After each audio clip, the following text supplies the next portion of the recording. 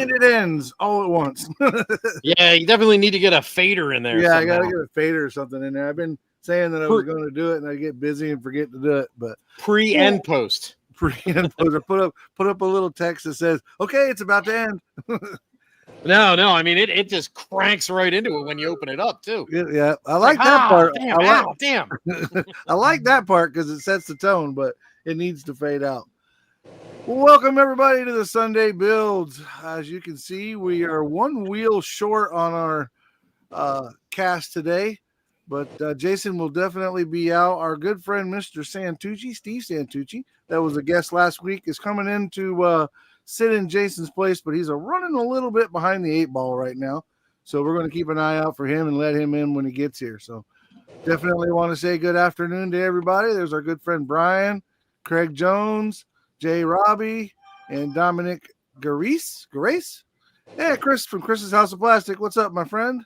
Steve Coopsey. I apologize if I butcher your name, y'all. I suck at that, but I will try to get it as close as I can. So what has everybody been? Justin Ryan's in here. Oh, no. Let anybody in this place. So what have you guys been doing this week? Anything exciting? Tell me I've been living high off the hog because I've been living like work and then home. Not hog, but brisket. Brisket, right? Oh, that's right. You went down. Arterake, what's up, Irv? You went on a little trip this week, didn't you? I was down in Texas, down in the Fort Worth area for some leadership training. Nice. Learning how to be a better leader. Did you learn anything? Absolutely. I learned that I was the most magnanimous person they've ever met, and that I can lead like a motherfucker. No surprise there, my friend. No surprise there. Well, thank you. Grace. Okay, I got it. Thank you, buddy. Yeah, I actually heard you tell that story on the Discord, and in the back of my mind, I can see the group of people that were in charge going, we got to give this, we're as good leaders, we got to give this one guy a pat on the back, and we don't know how to do it. Man, that dude's magnanimous. Oh, there it is. Yeah, right. I don't know what magnanimous is, but that motherfucker sure is. That's that participation trophy you get. Yo, you shut your filthy mouth. They could have just said like I do. You're just awful handsome. Why couldn't they just say that? Right? Because these are learned folks. Jeez. We all know the chicks they get the men fair. I get it. But other than that, status quo. Status quo. Stephen Kessel, what's up, buddy? What about you, Tim? Did you have a good week? What you got going on? Well, I had a adequate week at best. Because anytime you have to spend 9.5 hours a day at work, that's not a good day. But I had 6 of those in a row. Oof. But I got through it. And I've been sitting at the bench all morning, and that's it. That's it. Yeah. I can relate. Mine are 14-hour days, and only did 5 of them. You can have that 6 day. Technically though, I did work on yesterday and some of this morning. I don't know how many of y'all have ever done it, but if you ever get the opportunity to replace the alternator on a 2014 Cadillac STS or CTS, say no. Yeah, find a bridge somewhere, make sure there's lots of rocks at the bottom, and jump. It's a much better time than trying, especially when it's your girl's car and she's like, "Are you done yet? Are you done yet?" That's what they make mechanic shops for. Yeah, $1,200 they wanted to change that alternater. And you understand why? Now I know why. Yeah. I knew why, but I just was like, can't be that bad. Working on something that's new is like being catheterized with a garden hose. Oh, it's horrible. Go for it, Painting. What's up, bud? 2 weeks of 16s up in your pain. Yeah, I don't know. I've worked Jeeps, dude. I can work on anything on a Jeep. I love working on Jeeps, even some of the new stuff. The old CJ5s and the FSJs, I love working on those, man. I mean, I had a shop that's what we did, but when you start getting into those computers and those sensors, and then, whoa, man, it's crazy. Kevin Smith, what's up, buddy? Good to see you. It's It sucks working on them 1-to-1s. That's why I gave it up and decided to run a bulldozer for a living, because I can shut that door at 6:30 in the morning. When I open it up back up at 8 o'clock, I'm good to go. Yeah. If it stops moving, you just call the mechanic. Right? Right, that's somebody else's job. Or if the air stops blowing, I'll call the mechanic right now. I called the mechanic out the other day for the air conditioner, and all it was the clog filter, and I knew all it was the clog filter. But I told him, "You need to get out of here. Get out here and get this blown out." Yep. No, it job, wasn't not yours. It wasn't the starter, Steve. It was the alternator. But no, it wasn't the North Star. It's that a V8. It's a small V8. It's not the supercharged caddy, but it's got a small V8 in it. I forget what motor's in it. Probably a 3-something, I'm sure. I think the 3.6 is the 6-cylinder. Is it? It's like the step up from that one, maybe a 4.3 or something. I don't know what it is. I don't know. Yeah. Because she's got all the badging on it and whatever, and it looks like a sports car. I mean, like a sure enough sports car. But I guess there's another Cadillac out there. It's got that bigger motor and the 5.3. Brian says I think it probably is a 5.3. But the bigger one out there with the supercharger and all that on it, it ain't that one. Oh, those things screw. Oh, God, they go. Like a nut out of hell. Get down the street's got one. Well, that CTS that she's got is pretty quick, but yeah. I'm currently driving a. It's basically a Corolla, but it's the Corolla SUV, and it's a gas saver. Yeah. I spend a week in gas in it what I spent in the Excursion. Oh yeah. Yeah. Well, I always used to say that Ford named all their cars out of how much money they try and get out of you. First, it started off a little probe. Then you got a little probe to get some of your money, and then it moves up. It went to the Excursion, went to the Explorer. They sent up an Explorer team. They sent up a full-blown Excursion to make sure they get all your money. Hey Leon, hey Ed. Yes, Irv. In fact, I can show you this piece because I got my other ones driving. That yellow that you see is Tropical Glitz paint. Been hanging out, talking to Manny a little bit. We've been dabbling on some different stuff. The Dart that I've been working on, which is getting closer and closer. So I guess we can do that next. Irv, that yellow is Tropical Glitz yellow submarine, and then that black is there. It's not really black. It's actually a really dark gray called Cloudy Days, and really good looking stuff. But that's the Tropical Glitz. I've been having really good luck with it as well. Got a lot of candy colors that I want to try. I probably got 20, 30 of the bottles over there. I'm excited about checking them out, using the rest of them. But that also answers Kevin's question, what we're working on right now. I'm working on that 68 Dart, trying to get it finished up so I can move on to my Northeast Modified. What about you, Bad Santa? What are you working on? I am all over the spectrum right now. Not really all over the spectrum. Yesterday I continued work on the Musaru Cup Nissan Silvia S15.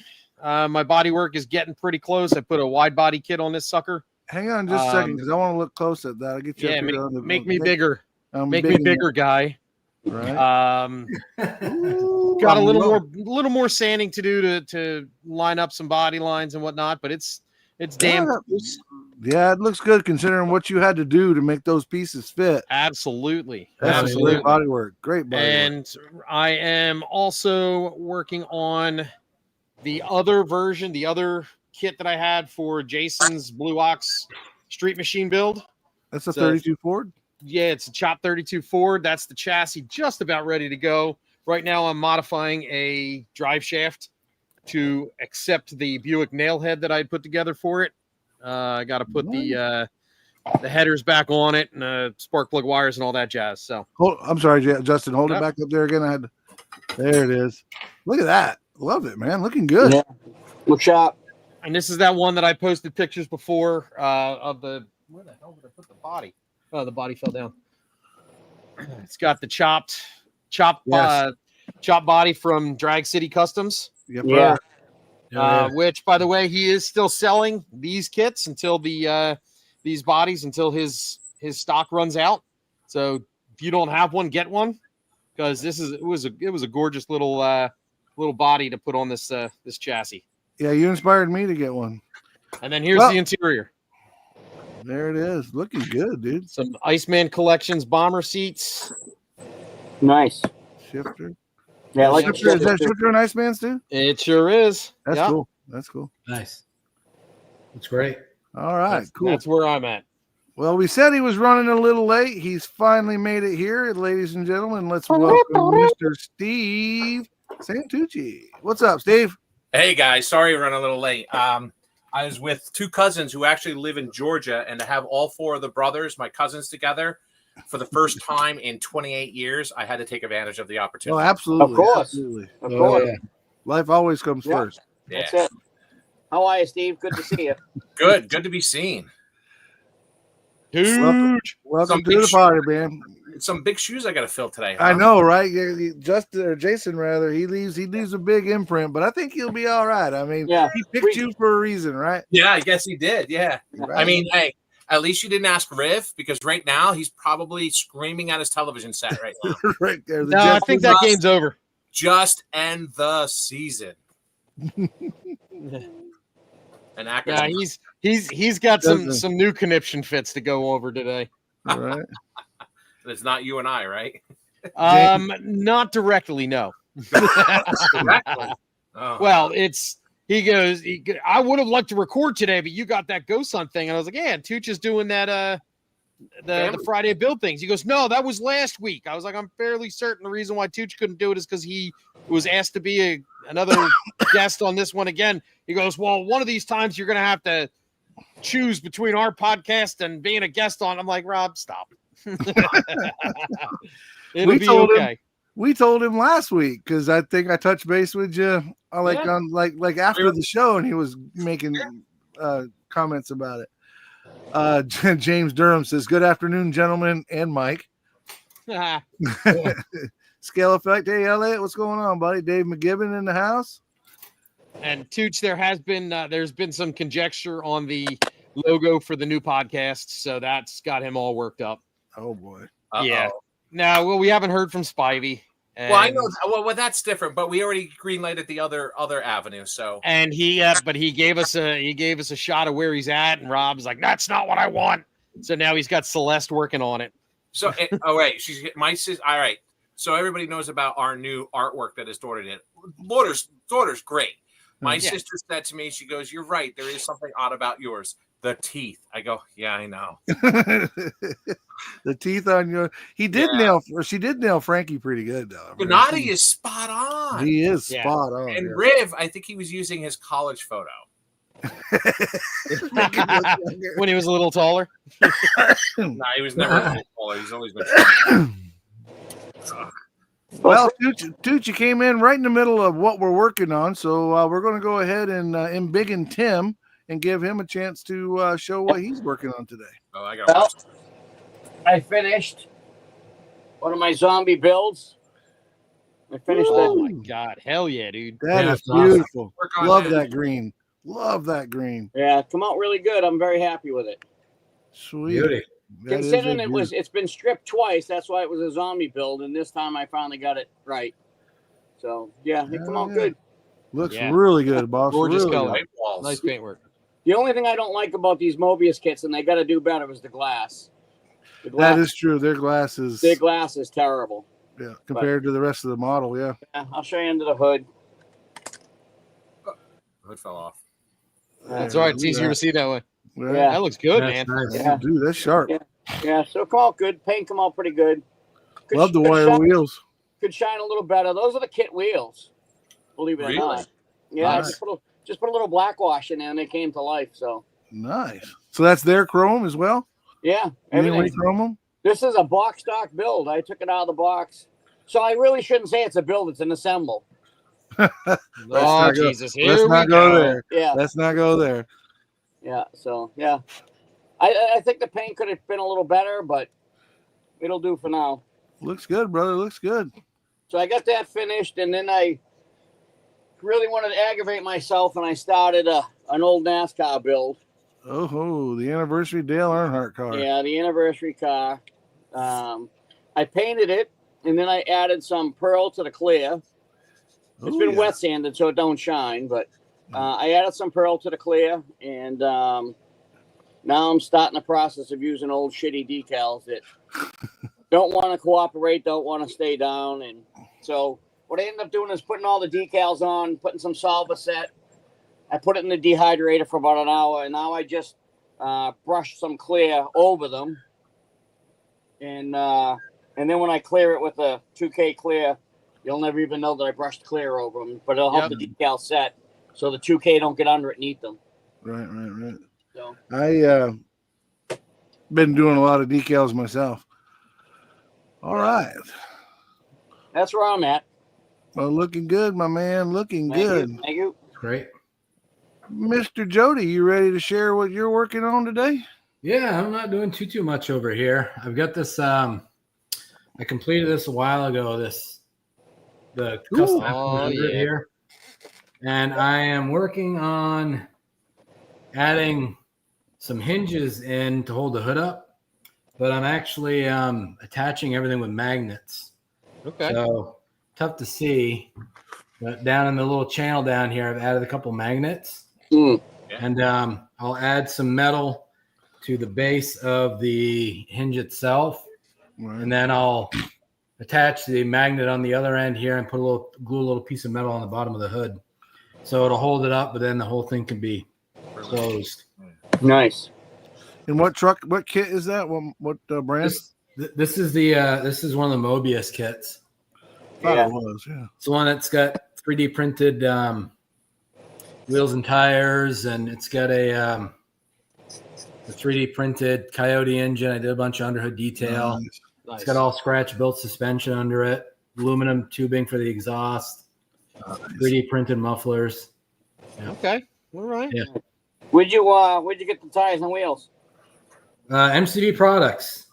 MCV products on the wheels and the Coyote engine. Nice. Matthew makes some awesome products for sure. Y'all check out he does. mcvproducts.net. Awesome stuff for sure. The reason why I asked is because Joseph at Fireball makes some nice stuff for those trucks too. Oh yeah, yep. And No, Joseph's stuff is top notch as well. Well, we've had two of our guys that are showing stuff with Mobius kits. I am a huge fan of Mobius stuff. I love their stuff. I got to agree with Tim as far as the glass goes.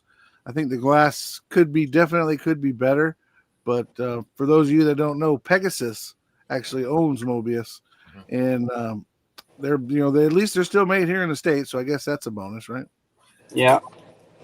Yeah. And last but not least, Mr. Tooch, do you have something you'd like to share with us this afternoon? I do. If people were on last week, they know I was working on that 3D print kit of the motorcycle. Oh yeah.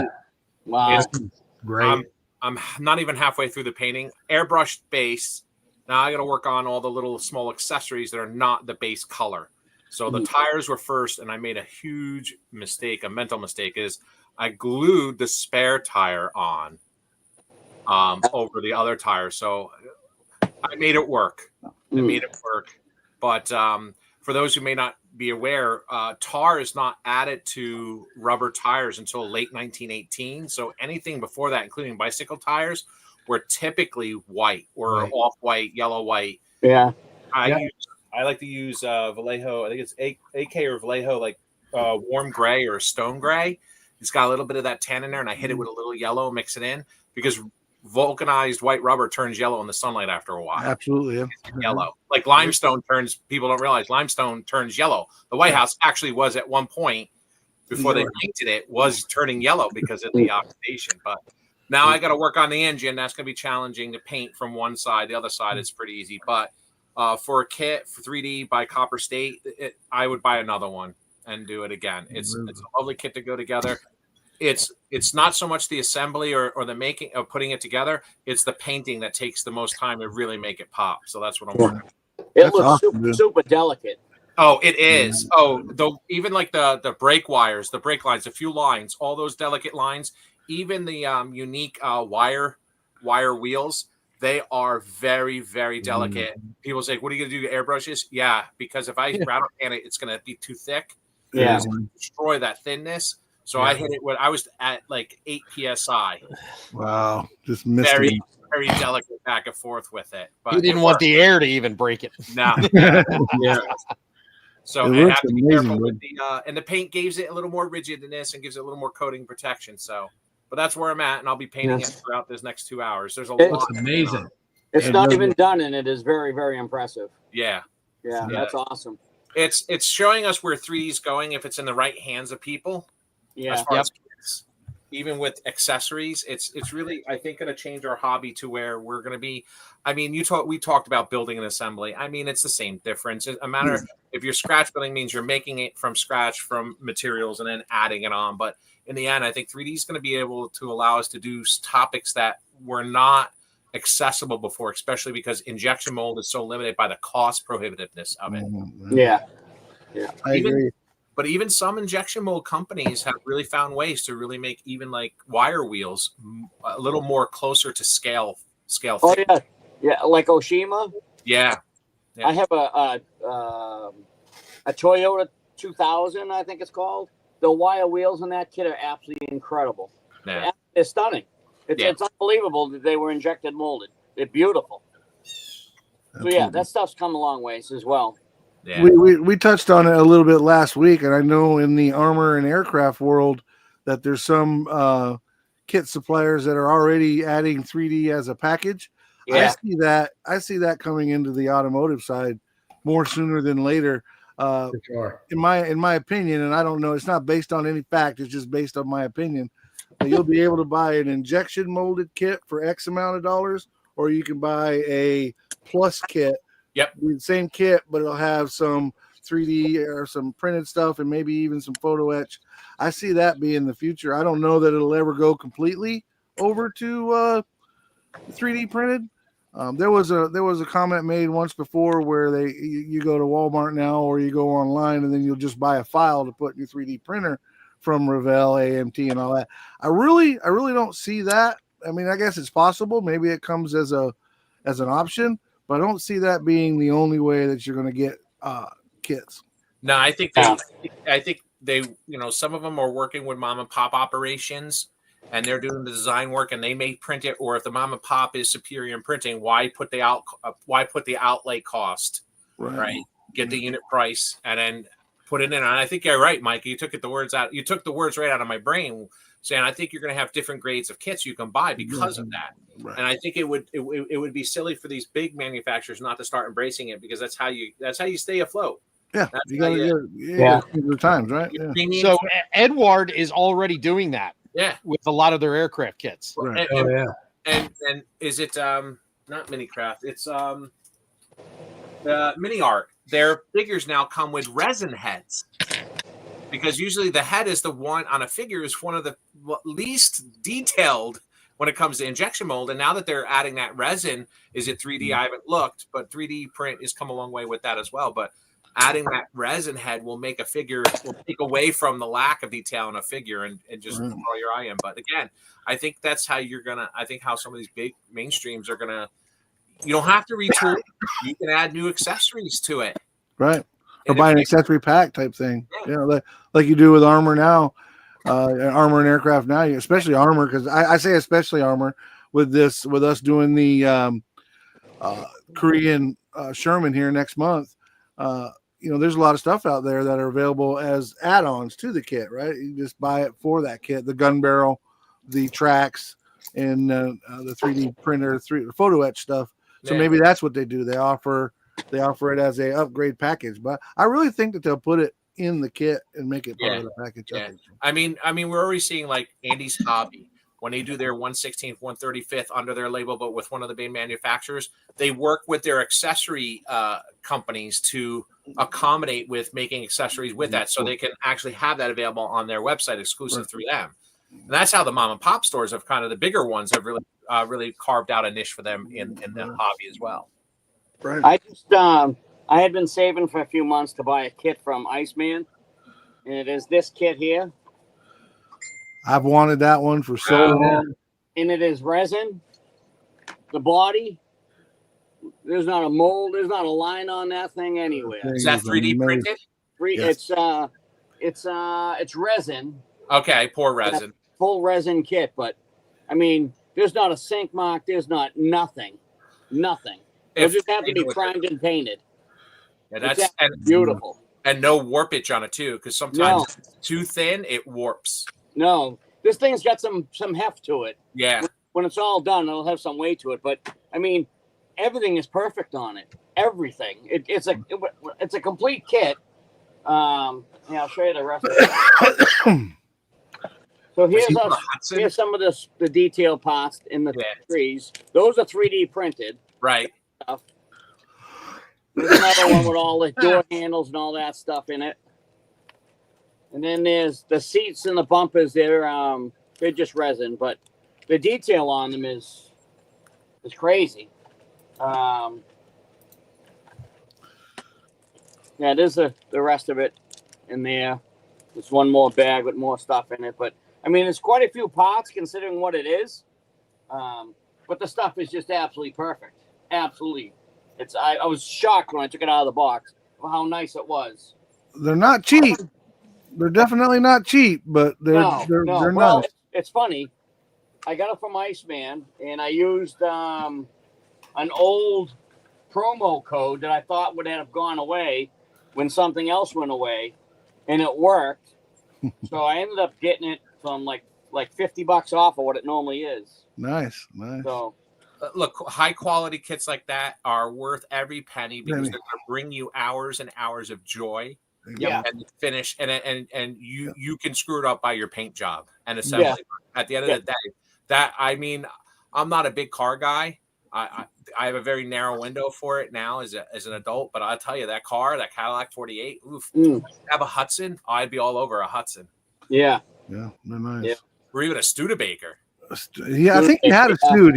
Iceman's very clever. He'll release something for a few weeks or maybe a couple months, and then he'll pull it and then bring some other stuff in, and then he'll bring it back. Right? It's just smart marketing. I wanted to point out Brian Connell's round 2 is doing 3D printed prototypes to show at model shows. Wes from Wes's Model Cars is doing the same thing. He's about to release some Super Dirt Modifieds, and I saw the 3D print of the kit at a show. So I see that, they're going to start doing that. Then they're going to definitely, they're just getting that much closer to the parts like we talked about. Yeah. Yeah. Yeah. It's going to be a good time. Yep. I don't buy a kit like that often. I have in my head, I have the amount I want to spend on a model kit. Mm-hmm. But, every couple of years I'll see something like that and I'll break down and spend the money for it because it's worth the money, Yeah. And and that's another thing that a lot of people don't take into account. They look and see, oh my God, that's a $70 kit. But they're not taking into account that they can spend that in 3 hours at the bar. But a $70 kit will give you 3, 4, 5, 6 weeks of entertainment. Yeah. So don't just turn yourself off from the kit because it's $70. And that's a lot of money. Think about it as the time that you're investing in building that, and divide that by the time that the cost of that kit. Yeah, that kit ended up costing me $155. That's not cheap, but still, it's a nice kit. You're not in a situation where you've got to sand on it and add aftermarket stuff to make it cool. You can build it right out of the box with little effort and be able to make it everything that it can be. Yeah. So a few years ago at NNL, I bought a 73 Chevelle. Same thing, and it is absolutely beautiful. And I paid $180 for that one. But it was a couple of years ago, and like I say, every couple of years, if I see something that I really want, I'll spend the money on it. But other than that, the 500 kits I got behind me, I can usually find something I want to build. Right. Exactly. There's a reason why you bought it. Right. So want to say hey to John, excuse me, from Rhode Island. My good friend Sam from Sam's Model Mayhem's in the house. Kevin, You must have missed it. Jody's working on the Mobius Ford truck. There it is right there. Boom, boom. That is a sweet looking truck. Yeah, it was a really good build. Turned out nice. Yeah, it's beautiful. Beautiful. Just trying to make it a little bit better. Some models, and I said this, I don't know if I said this last week or not, but as friends, we all text each other, message each other. This is what I'm working on. What do you think? Blah, blah, blah. And, your friend sends you a picture of a model and you say, oh, yeah, that looks great. It looks nice. But you don't really appreciate them until you see them in person, how nice they really are. Absolutely. That pickup Jody's got, until you see it, you don't realize how nice it really is. Amen. Same thing with that motorcycle that Steve just did. It looks absolutely fabulous now, but if you saw it in person, it's probably stunning, Oh, yeah. The detail. Tim, I can answer this question, but he's asking you, how on earth did you glue the windows? I had bad luck with them. So let me grab mine. I'll show you.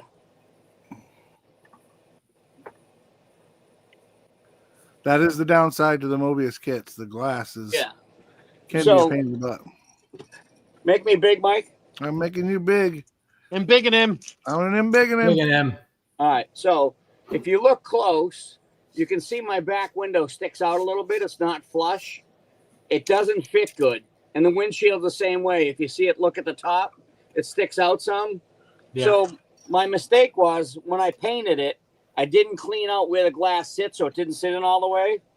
So what I did was I used white glue and glued the glass in. I got it in the best I could because I didn't want to shave the paint too much.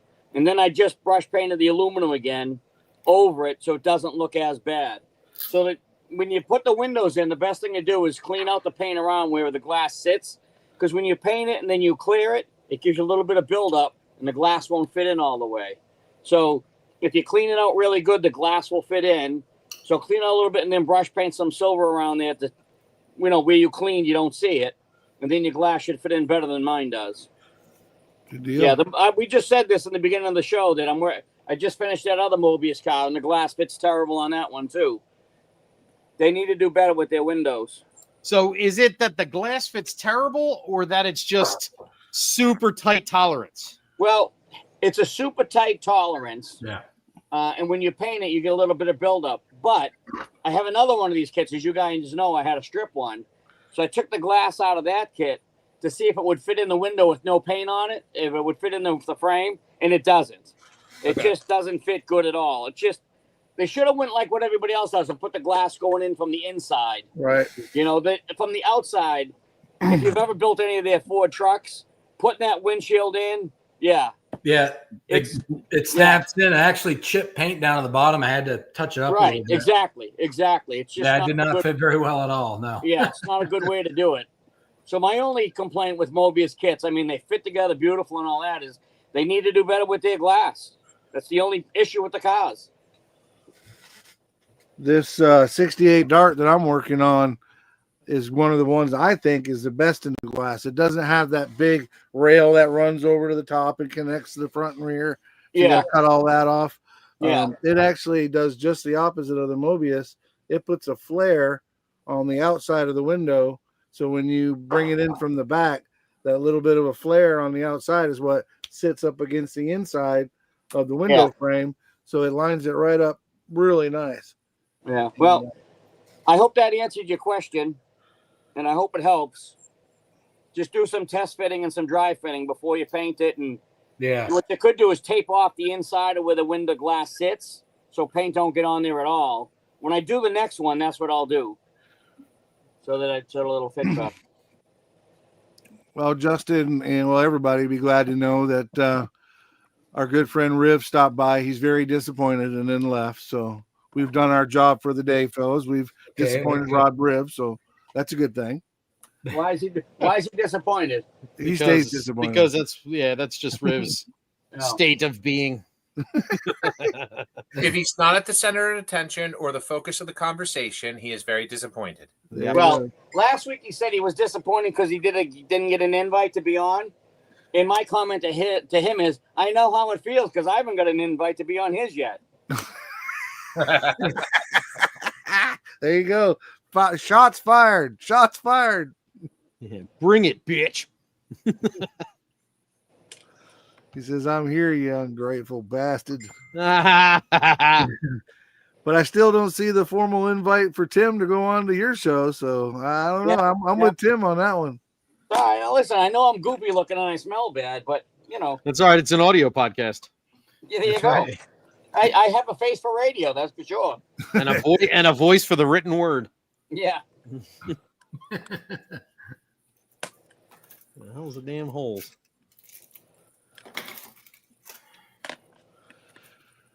So I'm assuming that everybody has seen chat and on the cam. Toot you probably an exception to this one, but the new USAC release, the Camaro that Fred picked. Yeah. I'm going to say I'm the exception as well because I have no clue what the fuck you're talking about. Well, we have the unified. I always get it wrong when I say it, and this is where I wish Jason was here because he remembers these things. It's a unified scale automotive creators. Yeah, scale, something like that. Anyway, Close enough. It's USAC, and basically every year they pick out a car to be the build for the group for the year. I.e., last year's was the 68 Dart that I'm still trying to finish up, and they've already released this year. So, but they're doing a 69 Camaro this year. Fred Henry picked out the build this year. Oh man, Tim. He says Riv says you're blacklisted, dude. Yeah, that's all right. Listen, I've been thrown out of better places. Right? There you go. Well, you're always welcome here with us little folks. Yeah, that's all right. So, Mike, how does one become a member, I guess, of the USAC? It's basically just a Facebook thing. Go in. Okay. It's a YouTube thing. YouTube and Facebook thing. It's and really by their creators, using the word creator, you could be just somebody that posts pictures up on Facebook, or in Tim's case, even up on what is that's not OnlyFans? Yeah, he does OnlyFans, right? I do OnlyFans. Yeah. I get no followers. I've made no money. What's that place that you post up those pictures and stuff on? Instagram. Pinterest. And what's the other one? Pinterest. Pinterest. Yes, there you go. I can never remember second A and ASAC. So it's Unified Scale Automotive Content creators. Content Creators. Okay, so it's USACC. That's it. I believe, unless they've changed it, you had to have a YouTube channel to participate. I believe. Now they've changed it to where if you got a Facebook, or if you just if you're creating any kind of content, putting anything out there, pictures on Facebook, pictures on Instagram, pictures on Pinterest, you're qualified. Jason, that is exactly why you can never remember the second A, because it doesn't exist. Here's my good friend Manny. What's up, Manny? Manny has a podcast. His was the very first podcast I ever went on. And it's still going? How the hell? And it's still going, right? I mean, it took him a lot of good thing he's good at what he does to recover from that, right? Well, if you start with a low bar, you can only go up. Right. I mean, that's not a bad idea, yeah. Right, you start at the bottom. You can quickly recover. This morning I watched Irv from Outer Rake. I watched his latest video on that Galaxy did. Come on, beautiful. Yeah. Yeah, I saw that. Yeah, that's beautiful. Yeah, he's going to be on a new podcast as well. Yeah, I heard that. Yeah. Our podcast, I saw somebody asked a while ago about it. We will be recording the new podcast on the 20th of this month and hoping for an early October release. We'll definitely end of the month / beginning of October. Right. We'll definitely be pumping it on here on our personal channels. Y'all go over to the Model Insanity TV, Facebook, and YouTube, and it'll be pumped on there as well. And Riv actually commented there that they're working on the logo. Yeah, I did see that. Finalizing the logo. Sweet. So we can start making it official. That's it.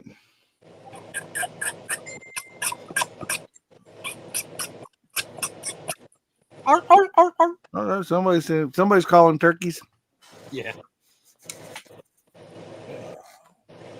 Had a pile of them in my backyard this morning. First thing. There would have been one less if I was there. I love There game was turkey. 4 little ones and probably a dozen big ones. Nice. My friend, Wildlife story. I got a wildlife story for you guys. So I live in a suburban area, but we got a lot of deer. We got a lot of fox. 3 weeks ago, I had a bear go through the yard, a 400-pound bear. nice. So I'm sitting last night on the couch after I got off the group, the build page. I'm sitting there, I hear this rustling. I hear this crying. I was like, what the hell is it? The windows are open. I go to the back door, I turn on the back center light, and I'm looking, and I hear this crying. I go, it's either a fox, a deer, or raccoon. And I know raccoons sound more like babies when they're in distress or pissed off. I go, deer or fox? And I'm looking, and I see this movement behind the bushes in the neighbor's yard, and all of a sudden it moves up into my back, up in my upper back where I have, some forsythia bushes, neighbor's bamboo creeping in, and the leaf piles back there. And there's this whining and this crying and there's this constant struggle. And every once in a while I see a flash of something. So I had some broken old floor tile, and I started wicking it up back up. Right? Boom, the crying stopped. There was still wrestling in the leaves, right? I threw another one up there, and 2 fox go running off. I think they might have got the baby deer. Oh, dang. I thought you were going to I haven't looked yet. I'm afraid. I'm like, maybe I interrupted them. Or I interrupted them having something else going That's on. What I was thinking. You interrupted them making baby foxes. Yeah. So next time you and your wife are having a little bit of fun and a tile comes flying in the bedroom, I'll know where it came from. you'll know where it came from. Yeah. Way to be a cock block, Steve. Yeah. Oh, I'm a bad friend. That is funny. I haven't built a NASCAR kit. I built, I don't know, like 60 of them in the late 90s and 2000s. I haven't built one, I don't know, 25 years. Yeah, now I know why. I used to build them back in the day, and then when I got back into the hobby, I thought for sure that's the route I would go, and then of course I got introduced to 3D printing and all this other stuff. So now I've got like 300 some odd NASCAR kits that just take up space. Yeah, well, I was a huge Earnhardt fan, and anything I bought for Earnhardt, I bought in threes because I'm an idiot. So I have 3 of every model kit they ever released for him. So I've given a bunch away. I sold a bunch and everything, but I kept 1 of each. And I'm slowly going to pick away at them, but time will tell. After having my episode with crappy decals this morning, I'm a little turned off. Speaking of Earnhardt, 27th of actually on the 26th, I'm heading to Mooresville, North Carolina to a show. Yeah. And, Mooresville is right around the corner from Kannapolis. In fact, Junior's race team is right there in Mooresville. Yep, so J.M. Motorsports. Yeah, I'm hoping to be able to take Friday, get up there early Friday and do some touring while I'm up there. Yeah, I had season tickets to Bristol. Uh-huh. So every year, me and my buddy Frank, we'd go in August to the night race. We'd sell all the other tickets. We just wanted the night race. And I told you, my older brother worked for Brad Keselowski. So we'd take a week. We'd go down south. We'd visit all the race shops. We'd get all the backlot tours because my brother would call ahead and say, hey, my little brother's coming. Take care of him. Yeah. And then we'd go to the race. Yeah, we used to have a ball. It's a good time for sure. Yeah. Bristol's my favorite racetrack. Last night was actually the first good race they've had there in years. I don't want to get political, but I was impressed with the winner of that race. Yeah. Well, you like who you like. It doesn't matter. Yeah. I don't have a dog in the fight anymore. My favorite driver died, and the one who took over for him retired, so. Yeah, he put you right out of commission, didn't it? Well, don't feel bad. Mine did too. Mine was Davey Allison. I love Davey. Yeah. And then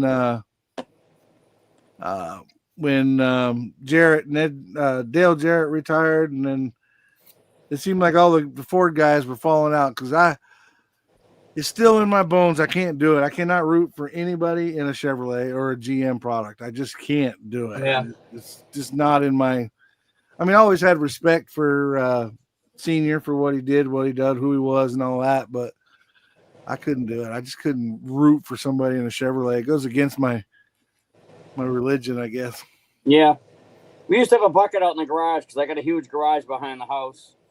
When I had my hot rod and we worked on it, now my father's out there with his hot rod.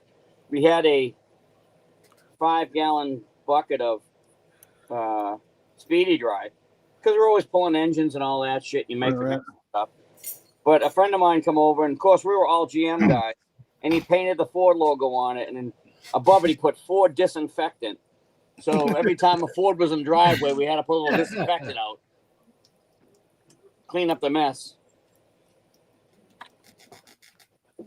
That's funny. Gotta have the rivalry, right? The rivalry is awesome. That's it.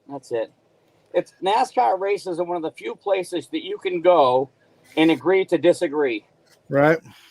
You know, it's you got your driver, you root for him, and it'd be even funnier if the cars weren't all the same anyway. Well, yeah, exactly. Yeah, now they are. Yeah. Fortunately, again, even the Toyotas are the same as the GMs and the Fords. It's literally the same car. It's just a different body shape. Yeah. So, like I always say, yay sports. Yeah. yeah, exactly. I suppose it, like everything else, it had to change over time. And if you were used to one thing and then they changed it to something else, I suppose it would, I imagine, I don't know, it's hard to say, but there's pains in all that. Right. You got to change eventually. You don't want to, but eventually you have to, especially if you're in business, just like we were talking about with these companies putting in 3D printed stuff in because they got to roll with the times, right? They couldn't continue to run the cars that they were running, the cars that we liked, because they weren't available anymore. Yeah. So they had to do something. Mike, to change the subject for a minute. Yep. We have a deaf person in the chat. Okay. It says, if you could mention to Mike, there was a deaf person named John in the chat. Mike or Jason, who are the host, could they please turn on the CC in the settings for the live? I will do that right now. I don't know how to do that, but I will absolutely see what I can do. Nice. Let me see. So, Mike, to go back to that while you're looking, the only constant in life is change. Yeah. That is right. That is true. Solo. Like a broken clock, Justin's right twice a day. Right. But sometimes. Not even all. It's not even a guarantee. Well, if the battery's working, you slow down. Yeah, exactly. Resolution. Audio. Oh, he's one of those that talk while he works. Yes, I am. I'll just read out loud. Talking while he works. Whistle while you twerk. Where is my black rubber? Where is my rubber paint? I said rubber. I'm trying to people. Yes. How do I? Oh, there it is. Which one of y'all has the Blue Jay in the background? Me. Just keep hearing that score. They're my favorite. They're part of the black. Was it not blackbird? They're part of. I didn't realize that they were like part of a common bird, annoying bird family.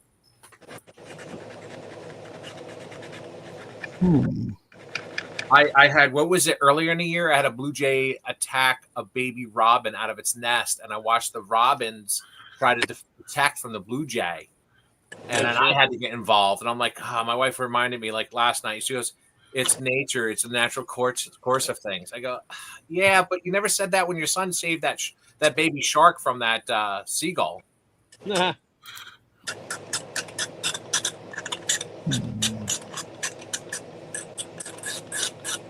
Well, Blue Jays, but they are dickheads. They. Yep. Tim, would you please type into the chat and let the gentleman know that I'm trying to figure out how to do that? I don't. I told him we were working on it. Yeah, I'm not sure how to do this, but I definitely want to do this. Do they have the ability, because it's YouTube, do they have the ability to click on closed captioning on their end? I'm not sure. I'm not seeing anything for CC. I think they should be able to. No.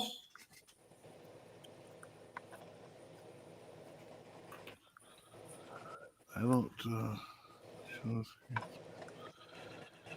Because I've been into my settings, I've been into my audio, and I see nothing for CC. Fired up, CC, fired up. All right. Sorry, that was one of our chants. Well,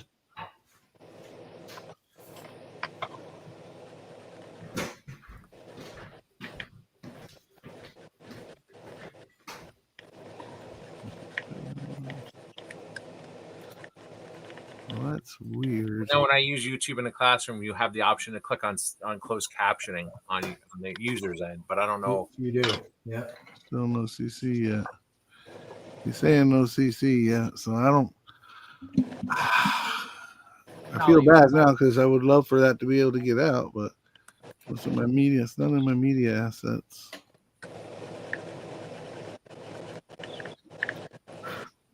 All right, so y'all entertain the troops for just a second. I'm going to see if I can't find it on the old YouTubes. Another big pair of shoes we got to fill, huh? Right? Actually, I'm only size 8. You're good. You can fill that easy. Well, I can only think about big toe in there. It's a low bar. It's a low bar. Yeah. I don't remember these NASCAR kits having so much cleanup. Jesus. Well, what year was the kit first introduced to the hobby? And I will tell you how long they've been using the molds. Yeah. Well, grade. I just sanded off 1990. Yeah. Well, I mean, for us, 1990 feels like 10 years ago, but that's 35 years ago. Yeah. Amazing. I mean, Revell's still pumping out kits that go back to the 60s. Yeah. They all are. And I know Atlantis Hobbies owns kit molds that go back to the 50s. Yeah, because they bought when Revell filed bankruptcy and Revell of Germany took over. Yeah, all the molds that were here in the United States, Atlantis bought them. All the old monogram stuff and all that. That's what I read. If you follow their, I think, social media, they show every once in a while they do a tour of their space. They show how they manufacture, and every once in a while they'll point out, yeah, we don't have the licensing on these molds yet because they're still licensed through the some of the sci-fi figures and stuff. Yeah. But you look at them; they're in the wood blocks, which is typical for like 50s, 60s moldings with the metal. Yep. And that stuff that was all. A lot of that was hand done. Today, it's all done by CNC. Yeah. Everybody dance now. All right, back to the CC thing. Unless it's something I can do in the setup, I can't do it from here. So please understand that we're not trying to leave you out, but I will look closer when I set up for next week, and we'll try to, if that CC is available, we'll get it in there. But everything that I found so far, which was real quick, doesn't say anything about having a CC option. It may be in there, it may not. I'm going to have to dig into it deeper. Please bear with us. We'd love for you to be part of the chat and know what's going on, but it's something I'm going to have to do a little bit of research on, and I can't do it while we're live. So, where the hell's Jason at? Jason is texting me and saying that he's doing the same thing, and he's not. So far, it's not. He's coming up with not available. So I was just kidding. I figured he probably was. Yeah. For stream, here you go. For streamers using YouTube's automatic captions, go to YouTube and click on Create, Go Live, select Stream from the left-hand menu. In the stream settings, turn on closed captioning. So it's when you go initially live. So if you go to your YouTube, this is for us. Select Stream from the left-hand menu. In the stream settings, turn on closed caption.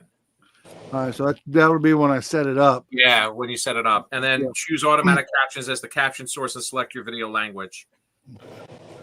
I know there's a bunch of stuff that they asked me when I first set up the video. Like when we go off this afternoon, I immediately set up the next link for next week. Right. And that's probably where I can hit the CC. Yeah, that's for live streaming. And then for using embedded captions for advanced, in your YouTube event settings, find the closed caption section. Select embedded 608 /708 captions from the drop-down menu.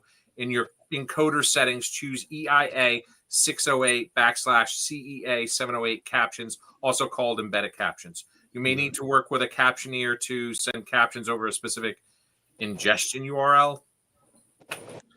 If it's available, John, we'll have it next week for sure. I know you can't hear me, but you can, if you're using your device like an Android, you can go to your settings and accessibility live caption and turn it on. Or in Google Chrome, you can open up your Chrome, click on the 3 dots, and then settings, accessibility, and turn on live caption. So as it hears our voice, it will live caption it. It will put it in CC. Once enabled, captions will appear automatic for any audio player playing on your device or browser. You can typically move, hide, or expand.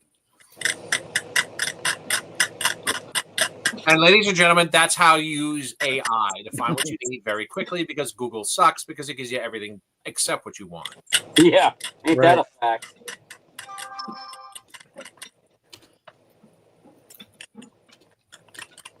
Google used to be the best. Now they're the worst. Well, the problem is they knocked out all their main competition, and really it's like businesses who dictate by paying where they want to be in the search, paying premiums. Yeah. In the algorithms.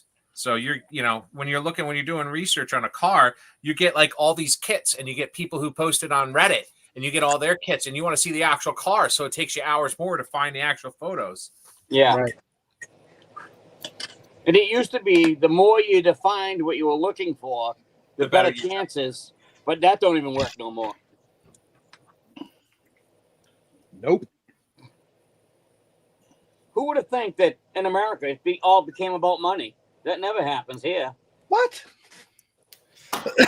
Impossible. Who'd have thunk it? Yeah. Yeah.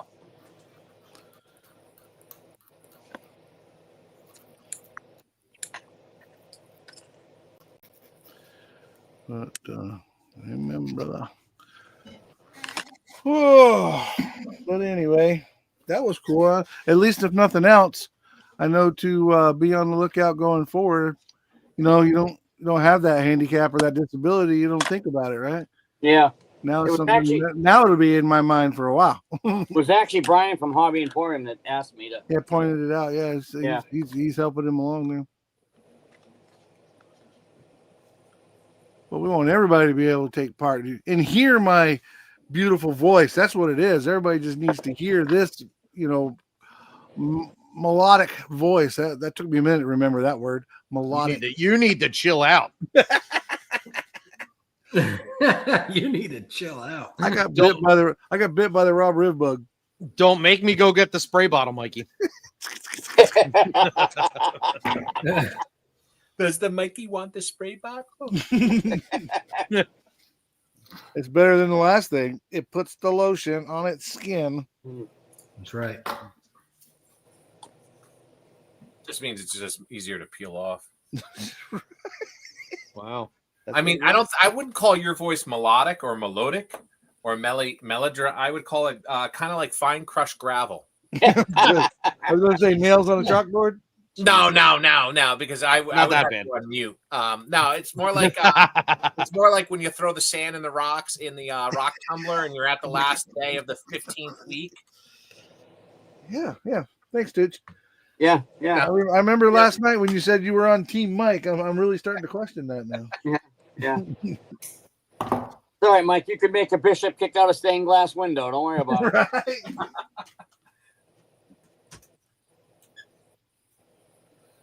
Right.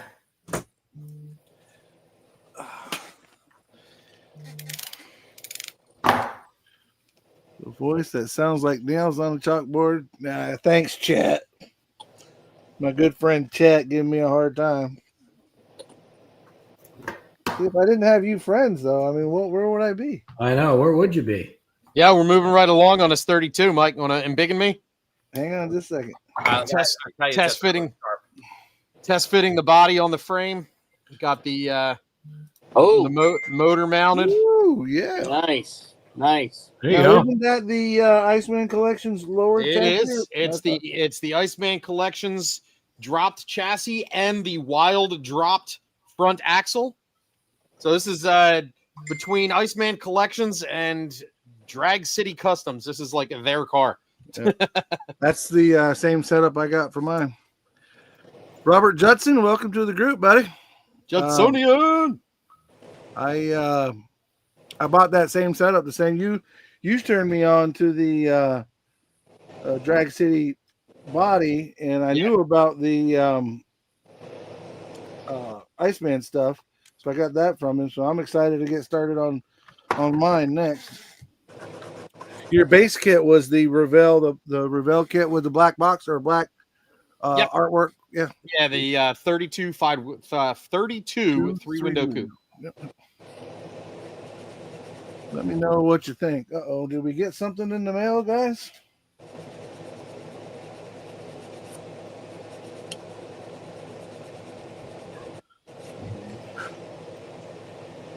Drag City Castings, that's it, not customs. Right. Yeah. Calling them customs. Mr. Ed Flock does nice work. Yes. And he actually made a post today. He's concerned that Facebook algorithm is doing Facebook things. So go over and check that place out on Facebook. Buy yourself one of his bodies so he doesn't have to shut down.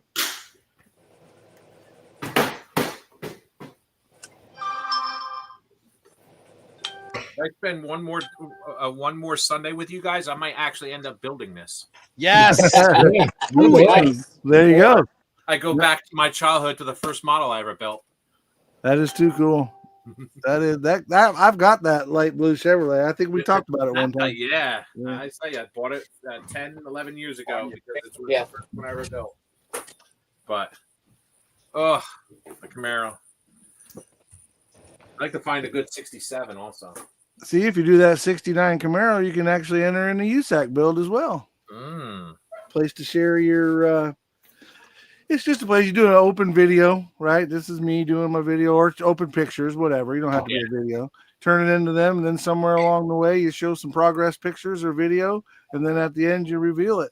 And a lot of times they'll make like Jason and I on the group build that we're doing, the Saturday Night Short Track, we plan to put a collage together at the end of the year, and let it get all the built ones done and how they came along and whatever, and kind of make a deal out of it, and maybe possibly have some giveaways. We'll see what happens there. Robert asks if anybody's tried a heat gun on a driver figure to reposition the arm to match the steering wheel better. Is it injection or resin? That he does not say. But my answer is cut it off, pin it, and fill it with get some 2-part epoxy. Yeah. Resculpt the shoulder joint. Yeah. If it's injection mold, you're just melting it. If it's resin, it depends upon the thickness. It might get a little warpy, but you could bend it a little. It is injection. Yeah, no, you can't use a heat gun. It'll melt it. It depends on how much you're going. I use my heat gun all the time to move stuff. Yeah. You shut your filthy mouth. I'm just telling you. Don't go giving wrong information. If you got to move it a little bit, it'll work. You obviously it depends upon how Jody, how far do you keep the heat gun away from the injection plastic? Oh, I'm right on it. Really? Is it a heat gun or is it a hair dryer? Full on heat gun?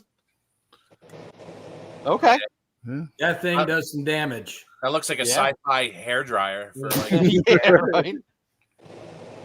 It'll do some damage. High cuts. I use that, to try to get, because sometimes the kit wheels, all four don't hit the ground. Yeah. So I'll take that carefully, heat it up a little bit, warm it up, and give it a little of that. So maybe we just say to him, if you're going to use a heat gun, use a different. You practice before you use it on your figure. Right. That's right. Just go easy with it, or as you said, reposition it. Yeah. If you're going from a standing to a sitting down, then that's a surgery. But if you're trying to get that arm to fit better, the hand to fit better, I guess you could. You're not moving it much. You might Says get he's only moving it about 3 or 4 millimeters, so he might get away with it. yeah. Yeah. Probably be all right. Yeah, but in scale, 3 or 4 millimeters is like 13 feet. Fair enough. He's trying to put it in the passenger next to him car. What you're saying is Rob in 1/35th scale, Riv is like maybe like the size of an ant. Yeah. Maybe. What's up, Shaggy? Welcome to the show, buddy.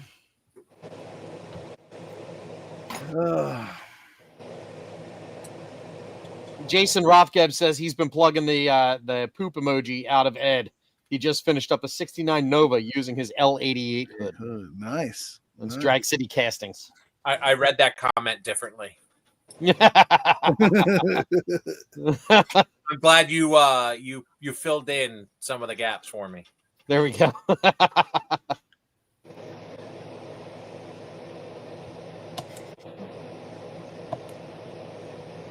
Tim Berg into hizzy. Says he's through asking. Did we miss a question from him? No, I think I think it's a reference to Drag City Castings post earlier. Yeah. He's like, I'm tired of asking you people. Buy my shit or I'm closing it down. What's up, Tim Berg?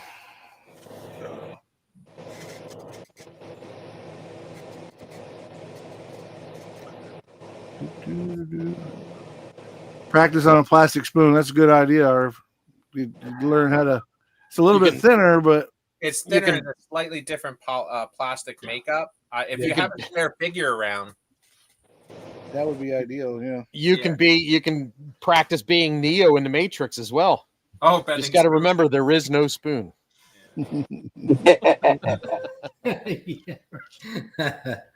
I mean, when I'm experimenting, I always like to try to use like materials. I mean, a spoon you think is plastic. You think all plastics are the same. They're not.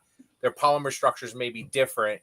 Like I use a canopy glue or that's used for clear plastics, which is one step up from like white glue. It's called Zap because it dries almost, but it has a polymer in it that allows some bending, some give, some play for you to, move it around a little, So not all plastics are the same. So you have to be careful when you're experimenting. You try to stick with like mine. So if you got a sprue from that kit, that's where I would practice. Yeah, definitely. Same material. It's the same plastic. It's identical. Yeah, that's very true. Yeah, I don't think of that. And then I would use that.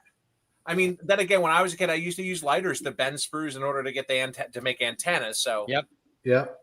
So Tim Berg says he's anxiously awaiting the new podcast. And Jason Rothgeb cleared it up. He says he's through asking in reference to using the heat gun. There you go. Exactly. I'm tired of asking. Doing it. You're going. If I'm making adjustments on suspension, I'm done asking too. Arter Rake says he was just joking on the spoons. He hates using plastic spoons. I'm in that same boat. I think way too many, we'll say the car guys from a specific web page, Facebook page, they rely on the plastic spoon for everything. And it is not necessarily the case for the plastic spoon to be the all-purpose test bed. And there's that one in particular YouTuber that touts to be a model builder, but all I've ever seen him spray is spoons. But like Tooch said, they can be different types of polystyrene, different recipes. Just like our kits. Our kits, Revell kits are made up of different plastic than Airfix kits. And Tamiya kits, some are softer than others. So it's not flat out, boom, this is it. It's not apples to apples, that's for sure. Yeah, I mean, you look at Tamiya's got the probably best formula for injection mold plastics I've ever seen. But then you go to Eastern Europe, they all kind of have similar makeups, but they like when you're sanding, you're sanding forever because you're trying to get rid of those like fiber hairs you got, and it's like it's never ending. Yep. And American stuff had a bit of weave in that stuff, the weave. I think I got some 70s vintage Revell monogram kits. And Tim, yes, you are kind of correct. You are putting a primer down, but that plastic still has a different, and you know what, my customers, they don't understand it. I don't understand it. I've been doing this for 25 years, collision repair. We can paint a bumper cover and a fender at the same exact time, attached to each other. And the bumper cover will have a different tone in the paint. The paint will look like a different color, even though it was painted at exactly the same time.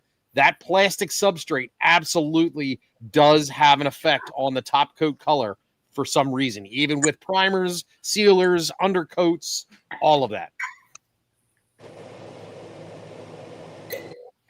So yeah, it's good to use to make a spray out chip, but you can't really rely on the science of using a spoon.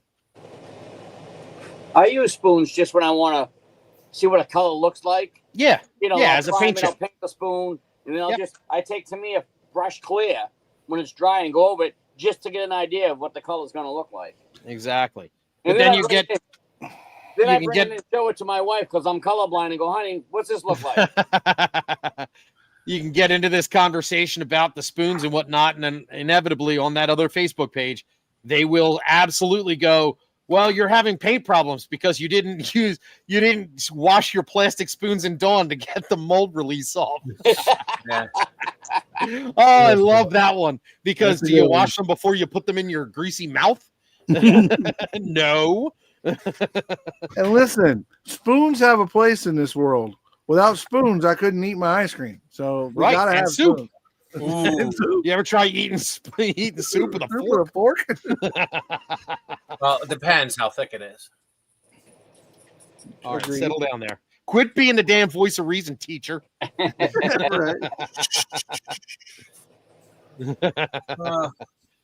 funny. Oh.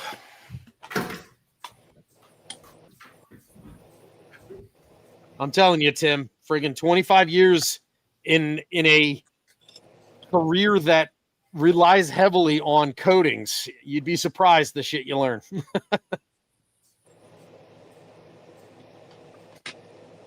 Yeah, I don't think people realize, Justin, like your line of work, you're dealing what 80% about paint.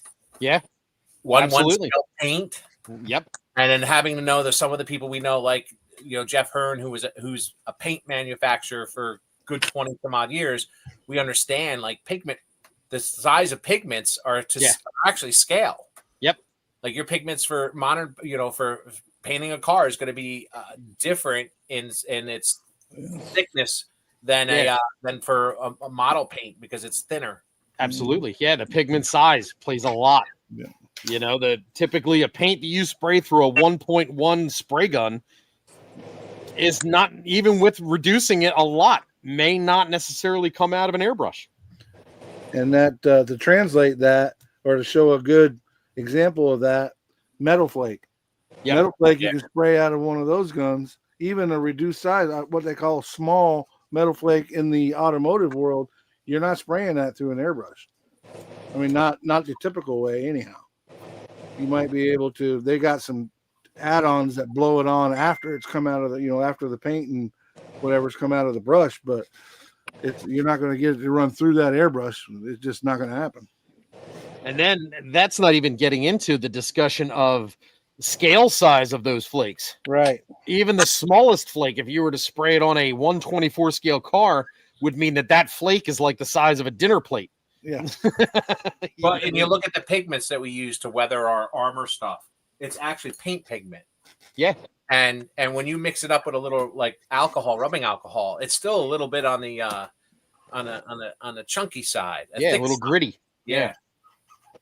And these powders are fine, but you get a little moisture to it, boom, it's paint. That's what it is. Yeah. Yep, absolutely.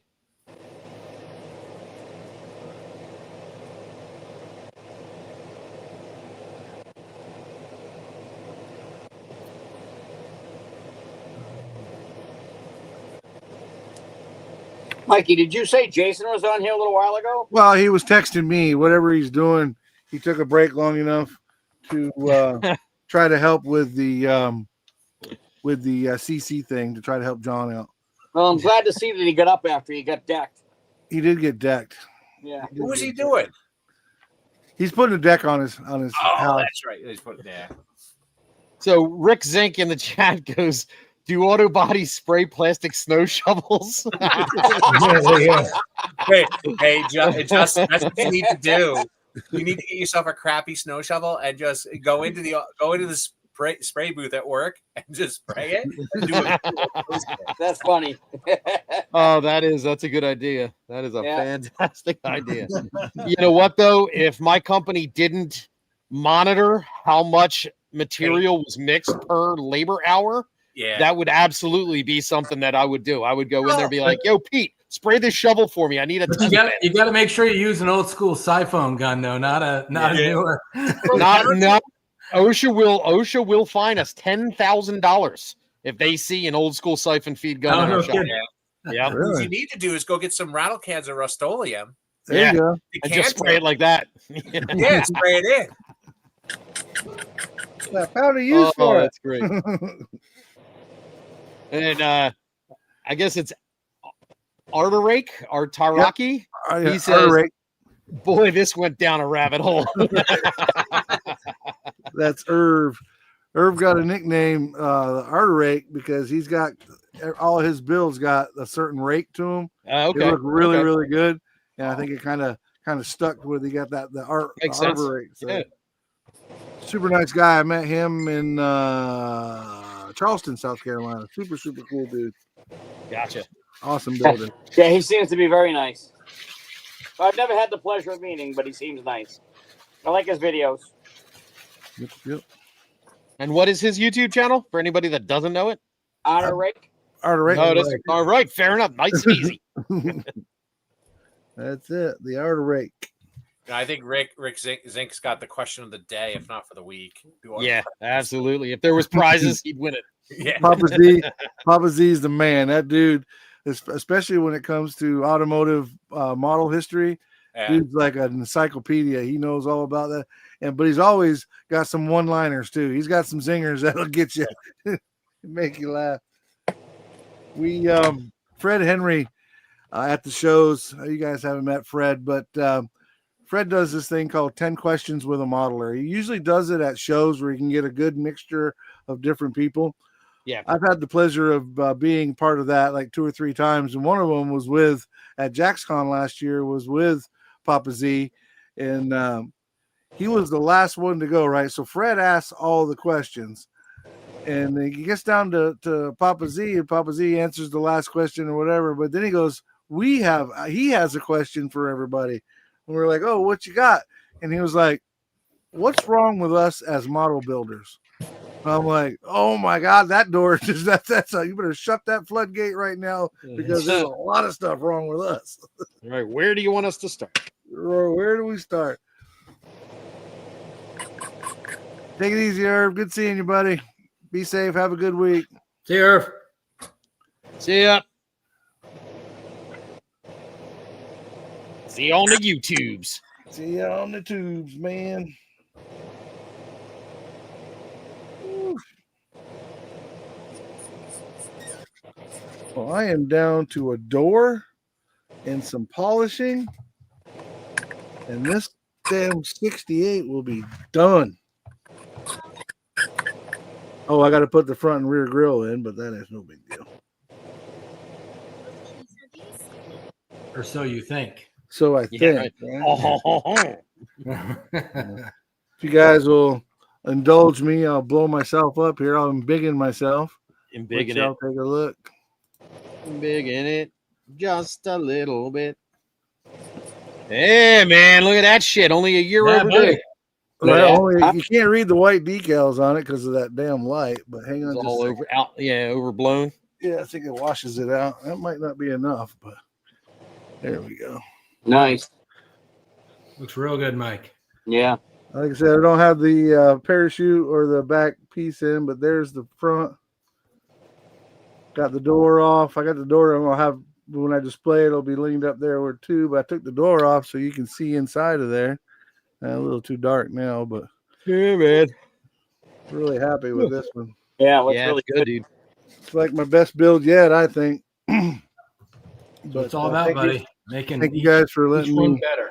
Indulge there. Next one will be the next best one, right? That's right. Sam's Model Mayhem jumps in here with the spoon conversation. He says he uses them to eat. There you go. Really? Hit that nail right on the head. Never thought of that. Right. Who'd have thunk it? Thank you, Ken. Thank you, Tim, Jason. All yeah, y'all. it's been all y'all. It's been a work in progress, that's for sure. But it's kind of I'll do a video on it probably after the show. I'll do a video on it, but the chassis is that's the part that I think I find really unique about it. Is the chassis is off of that early '90s STP Pro Stock Trans Am. So for a Trans Am chassis to fit in, and it didn't fit completely. I had to modify it a little bit, but for the most part, it fit in there pretty easy. It's amazing that those two are that close together. Yeah. John, I know you can't hear me, so I'll try to type it out for you, but there is spark plug boots available at ProTech.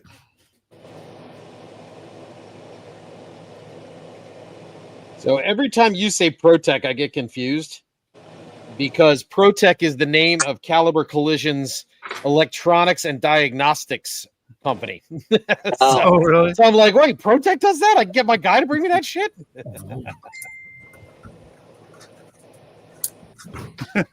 Chet, that box was bigger than me. That's there are two 16 scale models in there. I don't know if you guys saw Jason's video, but I had the Don Perdome 16 scale funny car and 16 scale dragster in I saw that this one morning. box kit, and I sent it to Jason. And Chet said it was bigger than me. I could have got in it and shipped myself to New Hampshire. I could have got in it. Been like a go-kart. Right along. Jason just said he got finished doing his deck. So I put 1,000 GRK screws in this bitch, and I'm one fucking board short. Oh, damn. God. So That's get a your fuck. ass in the room then, Jason. The hell? Fuck.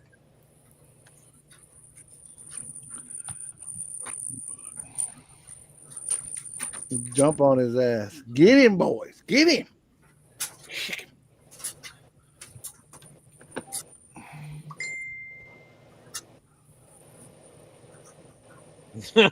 Ooh.